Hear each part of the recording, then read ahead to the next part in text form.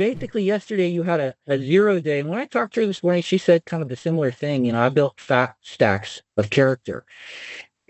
And we say that as a joke, where it's like you have a 0 day, I built a lot of character.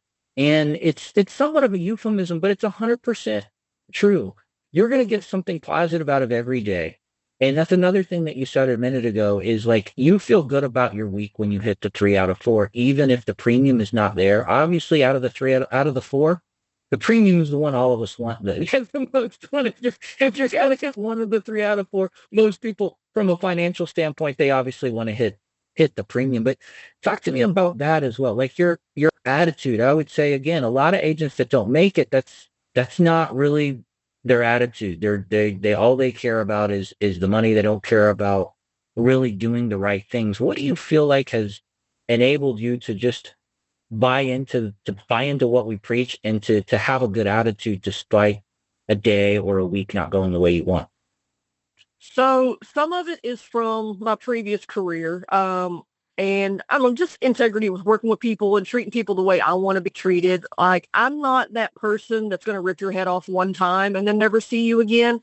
I would rather you trust me, you get within your budget, let's work this out as a team, maybe get referrals from you or repeat business later down the road, whatever the case is. I would rather build trusting business of volume versus a one-time sale and then they can't maintain it, so then they cancel the policy.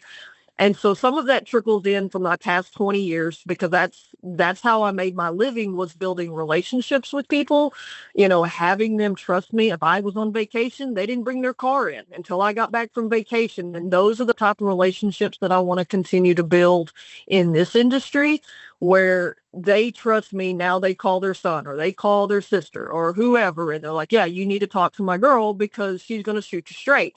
And so I try not to focus too much on the premium, and I focus on the objective of why I'm there, which is to give them the information to make an informed decision for themselves. That's my sole purpose of there. I hope I make money at it, but I also have to remind myself of why I'm there in the first place.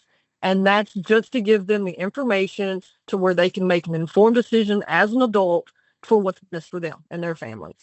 And then it works itself out how it's supposed to. If the premiums or the policies that they have in place are what's best for them, then it is what it is. I did my job. I didn't make any money, but I did my job, and then if something comes up later, they know that I didn't force a sale or push a sale so hard that I just destroyed that trust by trying to just push a sale even though they didn't need it. Does that make sense? Absolutely. I mean, it's you are like hitting every major thing that we want to see and what we always see for the people that are most successful. And it's incredibly simple. It's focus on the 3 out of 4, have a good attitude about what's going on, talk to your manager in and after every single house, and treat people the right way. And it's funny as people are always like, "What do I need to do? What do I need to do?" They're a lot of times very focused on sales techniques and things like that, and those things are important. I'm not downplaying that. And again, that's kind of where reaching out to your manager, talking to them, talking to somebody who's in a position that sold what you want to sell, those things will come. But those other things are just so foundational, not just for success in business or your bank account, but I think success in life and feeling happy with where you're at and how well you're doing. Again, 4.5 weeks in, what do you feel like has been kind of the hardest part about the job for you so far? So the hardest part probably would be replacements and policy reviews. Kind of overcoming those objections. And whether it's they have, like I sat down with a client the other day and he has like 3 term policies and he didn't want to do a review, so he's just telling me what he knows. And so I'm asking them, I'm like, okay, well, when does the premium go up on that one? Well, I don't know. Okay, well, what about the, I don't know. Okay, so you have 3 policies that you don't know the ins and outs of, but you're not interested in knowing the ins and outs of. He's like, no, I just know that these are the ones for me. And I'm like, okay, like I can talk to you all day, but I'm not gonna, because I'm kind of wasting my time a little bit. Now the wife, however, she was more interested in hearing what I had to say, but he was the decision maker, so to speak.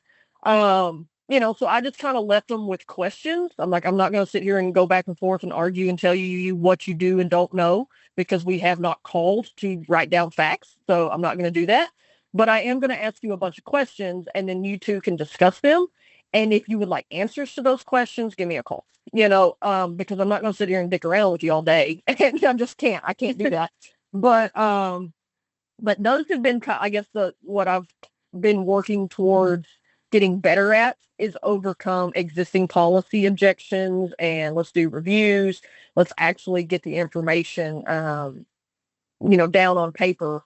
And so, like yesterday, I did a replacement. So the one that came through underwriting last night is a replacement, and so she's got a term policy.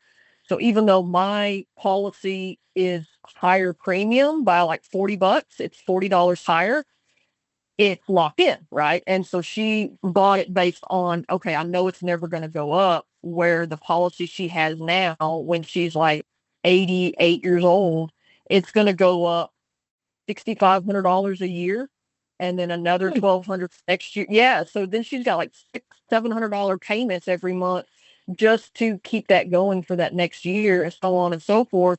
I'm like, that's going to put you in a very vulnerable situation, because you're not going to be able to afford that, which means you've lost all this money, it's lapsed, and now you're struggling to get some kind of coverage that's probably going to cost you $300-400, and you're not going to be maybe as healthy as you are today. You're going to be older. I'm like, you're setting yourself up for a bad situation that we can eliminate right now.